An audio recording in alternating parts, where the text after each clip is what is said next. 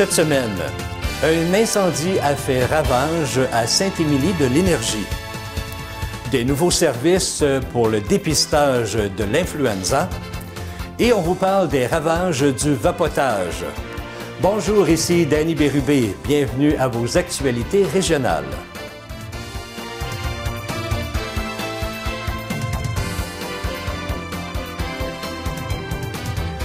Bonjour à vous, j'espère que vous avez passé un bon temps des fêtes et que vous passez une agréable semaine du 9 janvier. Un incendie a ravagé une partie des installations de l'entreprise des produits forestiers La Chance à Saint-Émilie-de-l'Énergie en fin de journée dimanche. Le feu aurait éclaté vers 18 h dans un bâtiment commercial situé sur la route Saint-Joseph. Les dommages se situent au niveau du département du séchage. Le reste de la production va se poursuivre normalement. La direction de l'entreprise va élaborer des scénarios afin de faire sécher son bois à un autre endroit. Outre les pompiers du service des incendies de Saint-Jean-de-Mata et de Saint-Émilie-de-l'Énergie, ceux de Saint-Félix-de-Valois et Radon sont également intervenus sur les lieux. Ah, le temps des fêtes, quasiment une tradition pour visionner des films et des séries. Eh bien, il y a une analyse qui a été faite sur les grandes tendances du marché du streaming au Québec et au Canada. Il a été observé qu'en 2021, 57 % des Québécois sont abonnés à Netflix. Netflix qui reste toujours le leader provincial sur le marché des plateformes de streaming. En 2017 et 2022, le chiffre d'affaires de l'industrie du streaming a augmenté de 266 % au Canada. Viennent ensuite Prime Video avec 29 % des Québécois qui sont abonnés, suivi de Disney+ avec 18 % et finalement le Club Illico, 16 % d'abonnés québécois. En moyenne, chaque Québécois est abonné à environ 1,5 plateformes de streaming en 2021. Au total, Netflix, Prime Video et Disney se partagent 64 % des parts du marché des plateformes de streaming au Québec. Le chiffre d'affaires de l'industrie du streaming devrait dépasser les 5 milliards de dollars en 2027. Avec le temps des fêtes vient aussi le temps des grippes et des rhumes, en plus des nombreux virus respiratoires, causant une hausse importante des hospitalisations. Le CI3S de la Naudière souhaite informer la population d'un nouveau service de dépistage de l'influenza dans les cliniques de dépistage de la région pour les groupes prioritaires. Une stratégie visant à détecter rapidement les virus de la COVID-19 et de l'influenza a été développée afin de protéger les personnes vulnérables admissibles à un traitement contre ces virus. La détection de la COVID-19 et de l'influenza dans les cliniques de dépistage permettra d'identifier le virus et de diriger la personne admissible vers le traitement approprié. Alors, si vous présentez des symptômes d'allure grippale et que vous faites partie d'un groupe ciblé, vous devez d'abord passer un test rapide de dépistage de la COVID-19, disponible gratuitement en pharmacie. Si le résultat est positif, consultez rapidement un pharmacien et il vous déterminera si vous faites partie de la clientèle qui pourra bénéficier du traitement avec le Paxlovid. Si le résultat est négatif à ce test rapide, vous devez prendre rapidement rendez-vous dans un centre de dépistage désigné pour passer un autre test de la COVID et aussi un test de dépistage de l'influenza. Si le test indique que la personne est atteinte de l'influenza ou de la COVID, il est alors nécessaire pour elle de consulter rapidement un professionnel de la santé, soit un pharmacien, un médecin ou une infirmière praticienne spécialisée pour vérifier si elle peut recevoir le médicament approprié en vue de réduire les risques de complications. Pour prendre rendez-vous dans un centre de dépistage, vous pouvez composer le 1-877-644-4545. C'est le 23 décembre dernier que la section locale 7300 du Syndicat canadien de la fonction publique a conclu une entente avec les parties patronales pour renouveler la convention collective de ses quelques 600 membres paramédics. Le contrat de travail précédent était échu depuis le 31 mars 2020. L'entente sera soumise au vote des membres lors d'une tournée d'Assemblée générale qui seront tenues au cours des prochaines semaines. Son contenu sera dévoilé au grand public à l'issue du scrutin. Les principales revendications syndicales visaient à augmenter l'attraction et la rétention de la main-d'œuvre en vue d'améliorer le service à la population. Ces paramédics étaient en grève générale illimitée depuis février 2022. Vu la disposition de la loi sur les services essentiels, les effets de cette grève étaient surtout administratifs et symboliques. Si l'on connaît très bien les ravages que cause la cigarette sur la santé, eh bien, les effets du vapotage demeurent méconnus. Une chose semble toutefois faire consensus: remplacer la fumée des produits du tabac par la fumée d'une vapoteuse n'est pas une solution sans conséquence. Alors que l'on croit parfois à tort que les produits de vapotage sont exempts de nicotine, eh bien, ceux-ci en contiennent très souvent, rappelle l'Association pulmonaire du Québec. Et ce, même si l'emballage n'en fait pas mention. Selon l'organisme qui œuvre en prévention et qui finance la recherche sur les maladies respiratoires, les produits de vapotage contiennent aussi des solvants. Alors, lorsque le liquide sont brûlés pour générer de la vapeur, ils libèrent des produits chimiques identifiés comme étant cancérogènes. Ainsi, bien que l'état des connaissances ne soit pas très avancé au sujet des conséquences du vapotage, on sait déjà que ces éléments chimiques sont nocifs pour la santé. On associe notamment les substances chimiques dégagées par la fumée du vapotage au cancer du poumon et de la bouche. Les cigarettes électroniques de 4e génération méritent une attention particulière car elles contiennent un liquide à teneur élevée en nicotine et connaissent un succès fulgurant auprès des jeunes, peut-on lire dans le document dirigé par le ministère de la Santé et des Services sociaux. Le gouvernement fédéral a prolongé de 20 ans la durée de protection du droit d'auteur. Cette réglementation qui protège les œuvres originales de nature littéraire, dramatique, musicale ou artistique s'appliquait pour la vie de l'artiste en plus de 50 ans après sa mort. Or, depuis le 30 décembre 2022, la nouvelle réglementation s'applique pour la vie de l'artiste et 70 ans après sa mort, soit 20 ans de plus.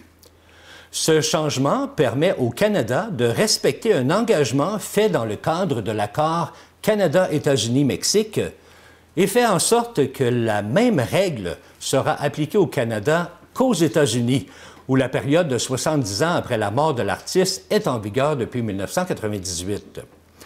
Cela signifie que les œuvres artistiques qui auraient pu être republiées ou réutilisées sans autorisation depuis le 1er janvier 2023 bénéficieront d'une protection supplémentaire de 20 ans.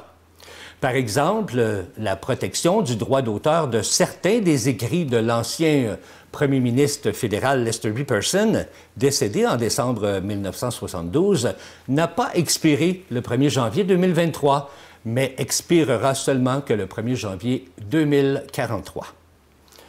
Une pluie de météores, les quadrantides, illumineront le ciel jusqu'au 16 janvier prochain.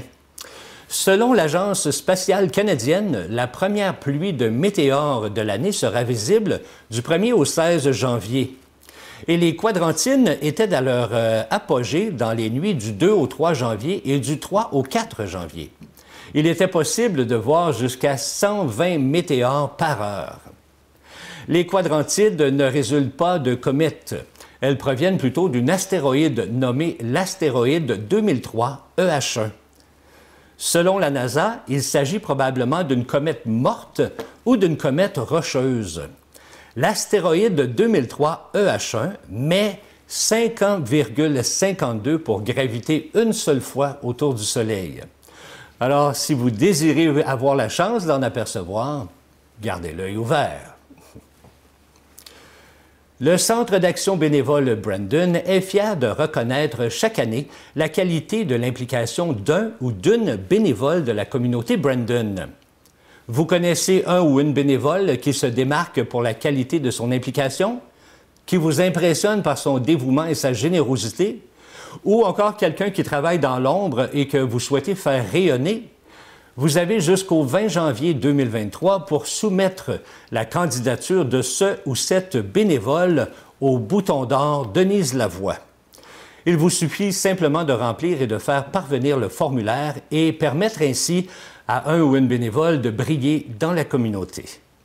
Les candidatures soumises doivent obligatoirement, dis-je bien, être celles de bénévoles résidents et œuvrant sur le territoire de Brandon. La remise du prix se déroulera au mois d'avril prochain dans le cadre de la Semaine de l'Action bénévole. Les Galeries Joliette sont fiers de s'associer à Paro Info pour l'organisation d'un LAN Party en plein cœur du centre commercial le 21 janvier prochain dès midi. Il s'agit du premier événement de la sorte ayant lieu dans un centre commercial au Québec. Près de 200 passionnés de jeux vidéo sont attendus aux Galeries Joliette, munis de leurs ordinateurs, pour jouer en réseau durant 24 heures. Les inscriptions vont bon train et déjà on peut constater que des représentants d'un peu partout au Québec seront au rendez-vous pour s'affronter amicalement dans différents jeux. Les tournois seront diffusés en ligne et plusieurs prix de participation seront offerts. Grâce à des partenaires précieux, tous les dons et les profits générés par cette activité seront remis à deux organismes bien ancrés dans notre milieu, soit les Répits de Gaby et la Société Alzheimer de Lanaudière. Pour vous procurer des billets ou pour faire un don ou simplement pour avoir des informations, visitez la page Facebook des Galeries de Joliette ou de Paro Info Développement. La persévérance scolaire a toujours eu une place importante dans le cœur de Mathieu Dufresne, ancien président de la Fondation des Samars. Et c'est pour cette cause qu'il a organisé cette année la Grande Cadence. On parle de 2022. Un événement ayant permis d'établir un record Guinness de podorythmie, les tapeux de pied.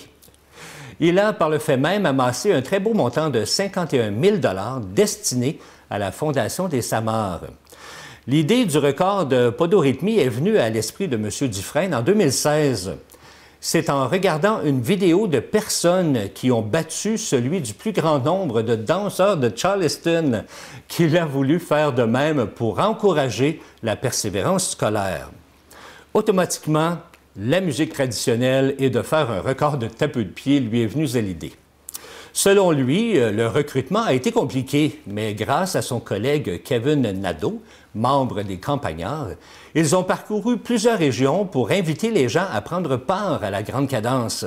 Ils ont réussi à convaincre plus de 250 personnes à participer à ce record historique. Et les 51 000 $ ramassés serviront à renflouer les coffres de la Fondation des Samars dans le but de financer de nouveaux projets dans les écoles lanaudoises. Alors, bravo! Saint-Côme-en-Glace est fier d'annoncer sa programmation musicale 2023. La municipalité de Saint-Côme, reconnue comme étant la capitale québécoise de la chanson traditionnelle, souligne cette année en grande pompe la 41e édition du festival Saint-Côme-en-Glace avec des groupes et des chanteurs de la région et aussi d'ailleurs. Afin de réchauffer le cœur des festivaliers, plusieurs rencontres musicales sont prévues durant les 3 fins de semaine du festival.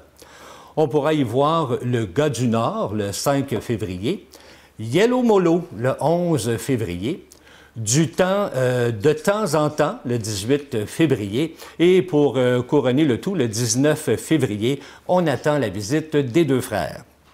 Le festival Saint-Côme-en-Glace, c'est environ 700 blocs de glace sortis en 2 jours d'un lac entretenu par ses citoyens. C'est aussi plus de 200 bénévoles sculpteurs provenant majoritairement de la MRC Matawini qui seront à l'ouvrage afin de créer de magnifiques sculptures sur glace et aussi une municipalité entière qui s'unit dans un événement qui ravit plus de 20 000 visiteurs chaque hiver.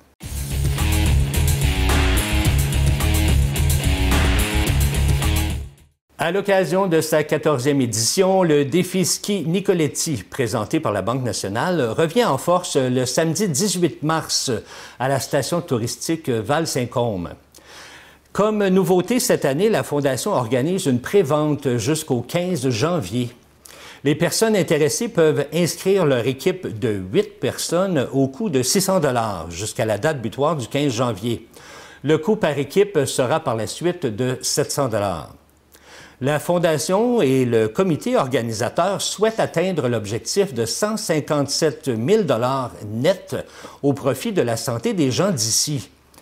Depuis le début du défi Ski Nicoletti en 2017, cette activité bénéfice de la Fondation pour la santé du Nord de la Naudière a amassé plus de 1 200 000 $ grâce à la générosité des participants donateurs, bénévoles et partenaires. 50 % des bénéfices amassés vont au fonds Pierre-Luc Morin pour les installations de la MRC de Matawini, comprenant 4 CLSC, 4 centres d'hébergement, 2 centres de réadaptation et les services externes psychiatriques pour adultes. L'autre moitié des sommes est versée au Fonds général de la Fondation afin que toutes les autres installations de santé et de services sociaux du nord de la Naudière puissent aussi en bénéficier. Pour s'inscrire et avoir accès aux détails de l'activité, il faut se rendre sur le site Internet au www.défiskinicoletti.com. Il faut faire beaucoup de sacrifices et traverser beaucoup d'obstacles pour devenir olympien ou olympienne. Et Audrey McManiman a dû en faire énormément pour devenir la première athlète de Saint-Ambroise-de-Kildare à participer aux Jeux olympiques. En 2022, ses efforts ont été récompensés. En plus de participer aux Jeux olympiques, elle a obtenu un premier podium en Coupe du monde et elle a terminé parmi le top 5 mondial en snowboard cross. L'année avait commencé de belle façon pour la planchiste qui avait enfin intégré l'équipe principale du Canada et qui avait été sélectionnée pour les Jeux de Beijing. Faire les Olympiques a toujours été un rêve pour elle. Mais depuis les 2 derniers Jeux olympiques, elle était la première remplaçante pour y aller, mais sans jamais s'y rendre. Ce fut donc un très grand événement pour elle d'aller aux Jeux de Beijing en 2022. Un événement plus grand que nature, mais qui ne s'est pas déroulé comme elle l'avait imaginé en raison de la COVID. Il fallait limiter les contacts, ne pas participer aux festivités et surtout ne pas avoir ses parents avec elle. Alors, elle évoque toutefois qu'elle a ressenti le soutien de tous les gens de la région lors de son expérience et que cela lui a vraiment fait du bien. Elle vise maintenant une participation aux Jeux d'Italie et elle est motivée par le désir de vivre la vraie expérience olympique. On lui souhaite donc bonne chance pour ses prochains Jeux. Après 6 défaites consécutives, les Loups de Saint-Gabriel ont finalement remporté la partie 5-4 contre les Mustangs de Contrecœur dimanche dernier à l'Arena Family Prix. Les Loups demeurent toujours au 6e rang du classement. Ce sont les Coureurs des Bois de Cowansville qui ont repris la première position, suivis des Hockey Experts de Vaudreuil-Dorion en 2e position. La prochaine partie des Loups aura lieu le dimanche 15 janvier contre les Maroons de Waterloo, ici à l'Arena Family Prix de Saint-Gabriel. Voilà, c'est ce qui complète vos actualités régionales. Si vous avez été témoin d'une nouvelle, faites-nous le savoir en nous écrivant à CTB TV. Cette semaine, ne manquez pas l'émission Chacun son refrain. Monsieur Gilles Comeau reçoit la chanteuse Suzy Darling. C'était Danny Bérubé pour vos actualités régionales. Bonne journée.